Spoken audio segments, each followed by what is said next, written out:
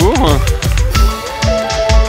Donc, je m'appelle Mathias Lévy-Noguer et je travaille dans l'économie sociale du logement. Donc, je dirige le groupe Logéo, qui est un groupe privé à but non lucratif qui construit et qui gère du logement social et qui développe toute une palette de services à caractère social autour du logement. Donc, pour faire simple, notre métier, c'est d'aider des ménages à trouver un logement qui est adapté à leurs besoins et puis aussi de les aider à le conserver quand ils rencontrent des difficultés personnelles ou économiques. Donc nous intervenons dans différentes régions, en PACA, en Île-de-France, mais on intervient aussi beaucoup en Normandie, et notamment au Havre, avec 2 sociétés de logement social que peut-être certains d'entre vous connaissent, parce qu'elles sont fortement implantées, qui s'appellent Dialoge et Estuaires de la Seine. Donc nous intervenons auprès de publics aussi qui sont très divers. On intervient aussi bien auprès de publics très défavorisés que de classes moyennes que nous accompagnons dans leur parcours logement. Et donc dans cette conférence qui est consacrée de manière générale aux droits et aux services fondamentaux, moi je vais vous parler, avec mon expérience d'opérateur social, je vais vous parler de la question de l'accès au logement, la question du droit au logement. Alors, le logement, c'est un besoin fondamental. C'est un besoin qui renvoie à la sécurité, à l'intégrité des personnes, et dans nos pays, c'est vraiment le socle de la socialisation. Ce qu'il faut comprendre, c'est que on peut traverser plein d'épreuves, on peut affronter pendant plusieurs mois ou plusieurs années une maladie, sans pour autant sortir de la société, en conservant ses amis, en conservant sa famille. On peut devoir arrêter ses études très tôt et avoir un jour l'espoir de les reprendre. On peut même traverser une période de chômage, et aussi difficile que ce soit, le plus souvent, on peut quand même continuer à vivre à peu près normalement pendant plusieurs mois ou plusieurs années. Le logement, c'est différent. Avec la perte du logement, ça marque le plus souvent une désocialisation qui est brutale, qui est profonde et qui est durable. Quand il n'y a plus de logement, il n'y a plus de vie de famille, il n'y a plus d'éducation des enfants, il n'y a plus de travail souvent, il n'y a plus d'accès aux services de droit commun, il n'y a plus d'accès aux soins, il n'y a plus de dignité. La perte du logement, ça marque une fragilisation mais extrême qui peut vous conduire, si rien n'est fait, à réellement sortir de la société. Et en plus, c'est quelque chose qui est durable. C'est-à-dire qu'une fois que les gens sont dans la rue, une fois qu'ils n'ont plus de logement, le retour vers un logement, c'est un processus qui est très long, qui doit être accompagné. Il faut tout réapprendre. Apprendre à gérer un logement, apprendre à payer un loyer, apprendre à gérer son budget. Et c'est un processus qui, en plus, est souvent marqué par des retours en arrière, etc. Donc, voilà, le premier message que je voulais partager avec vous, c'était que le logement était vraiment un besoin fondamental. Quand il n'y a pas de logement, il n'y a plus de vie en société. Quand il n'y a pas de logement, il n'y a pas de vie digne. Et parfois, quand il n'y a pas de logement, il n'y a pas de vie du tout. Parce qu'il y a en France plus de 400 personnes qui meurent chaque année de dormir dans la rue. Alors, ce logement, qui est un besoin fondamental, il a très logiquement été placé au cœur des politiques publiques depuis 60-70 ans, principalement depuis l'après-guerre, depuis la reconstruction. Et puis ça s'est accéléré dans les années 50, notamment avec quelque chose dont vous avez sûrement entendu parler, qui était l'appel de l'abbé Pierre. Quand l'abbé Pierre, suite au décès dramatique d'une femme et d'un bébé qui étaient morts de froid, avait interpellé très fortement les pouvoirs publics en disant « c'est intolérable, l'État doit venir en aide aux sans-abri ». Et bon, ça en était suivi, et puis progressivement, la mise en place de toute une politique autour du logement en France, très active, très riche. Et aujourd'hui, on a en France un arsenal de dispositifs sociaux autour du logement qui est très structuré, pour mettre à l'abri les gens qui sont dans la rue, pour accéder à un logement social, pour éviter que les gens soient expulsés. Le logement, aujourd'hui, est vraiment au cœur des politiques publiques. Et je vous ai mis à l'écran, juste pour indication, je vous ai mis ce qui s'est passé depuis 15 ans. Et ce que vous voyez, c'est que, en gros, en moyenne, depuis 15 ans, on a une grande loi sur le logement tous les 2 ans. Donc ça montre bien qu'on a vraiment, en France, une politique logement très active, et que le logement est vraiment au cœur des politiques sociales dans notre pays. Alors, plus encore qu'être au cœur des politiques sociales, le logement a été reconnu ces dernières décennies comme un véritable droit. Alors là aussi, je vous ai mis à l'écran quelques indications sur des lois. C'est en gros des lois des années 80. Il y a eu 3 grandes lois des années 80 autour du logement, qui progressivement ont reconnu le logement comme étant un droit fondamental. Donc le logement est vraiment rentré dans notre dispositif juridique, c'est devenu un droit fondamental, et dans les années 90, il a même été reconnu comme un droit avec valeur constitutionnelle. Donc on a vraiment, en France, reconnu un droit au logement, et comme d'ailleurs on l'a fait dans beaucoup de pays européens. On n'est pas les seuls à l'avoir fait, c'est une évolution qu'on constate dans beaucoup de pays, soit à la même époque, soit parfois un peu avant. Dans les années 2000, on est même allé plus loin. On est passé à l'idée d'un droit au logement opposable. Alors ça s'est passé en 2006-2007. Vous vous en rappellerez peut-être, mais en décembre 2006, il y a eu une opération assez spectaculaire qui a été organisée par une association dans Paris qui s'appelait les Don Quichotte, qui ont installé plusieurs centaines de tentes en plein cœur de Paris, près du canal Saint-Martin, pour des sans-abri. Cette opération a eu un retentissement considérable, au point que le président de la République, dans ses vœux aux Français du début de l'année, en a parlé et a dit c'est inacceptable. On ne peut pas accepter qu'en France, il y ait des centaines de gens qui soient à la rue, et je vais demander au Parlement de voter une loi sur le droit au logement opposable. Et la loi elle a été votée en 3 mois. Dès mars 2007, il y a une loi votée à la quasi-unanimité qui institue en France le droit au logement opposable.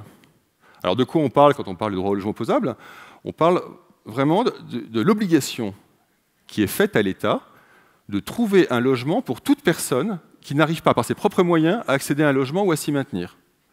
Donc là, on voit bien que par rapport au droit au logement, on change de nature.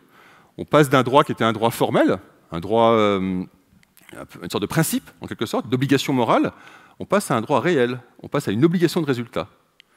On a vraiment créé, et en pratique, comment ça marche? En pratique, ça veut dire qu'aujourd'hui, en France, si vous êtes confronté à une grave difficulté autour du logement, vous pouvez aller voir une commission qui va vous reconnaître comme étant prioritaire par rapport à l'accès au logement, et qui va faire obligation à l'État de vous trouver un logement.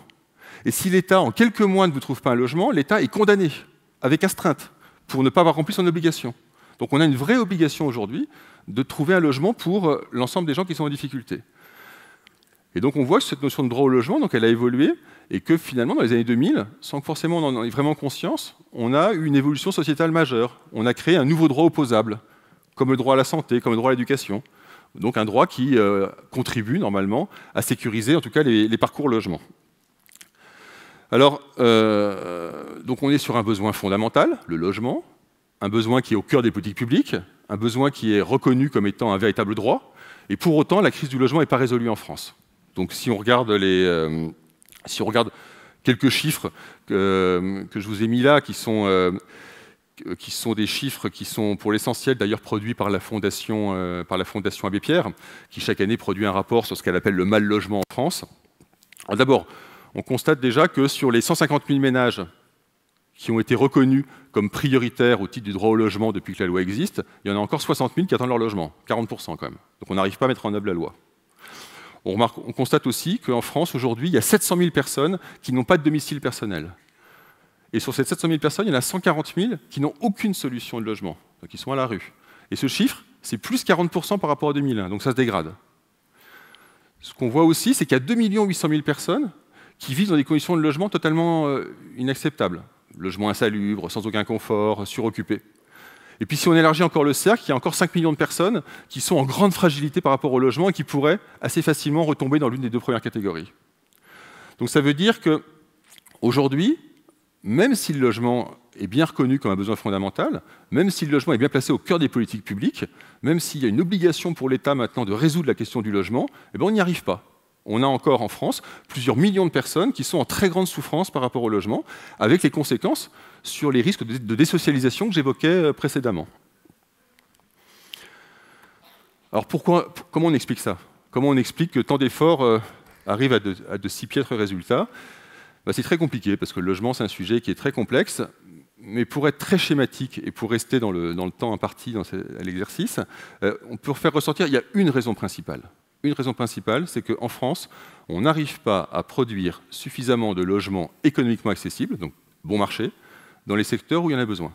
Je vais juste prendre l'exemple de l'Île-de-France, qui est vraiment une région qui concentre beaucoup de difficultés de logement.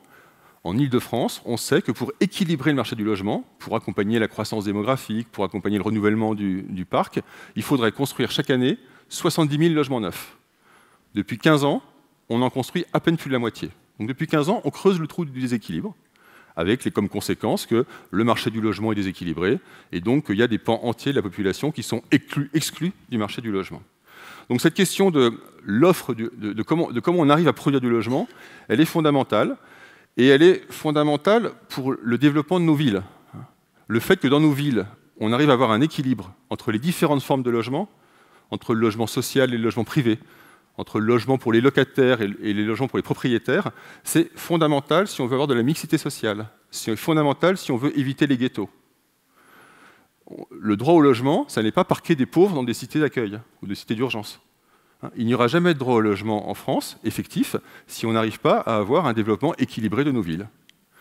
Et c'est, en tant que citoyen d'ailleurs, je pense, une exigence qu'on doit pouvoir porter partout où nous sommes pour cette exigence de mixité et d'équilibre de nos villes. Alors fort heureusement, c'est relativement réalisé dans beaucoup de territoires, mais malheureusement, dans les plus grandes métropoles, notamment l'Île-de-France ou en PACA, ça dysfonctionne totalement et on n'arrive pas à produire le logement qui permettrait d'équilibrer le marché du logement.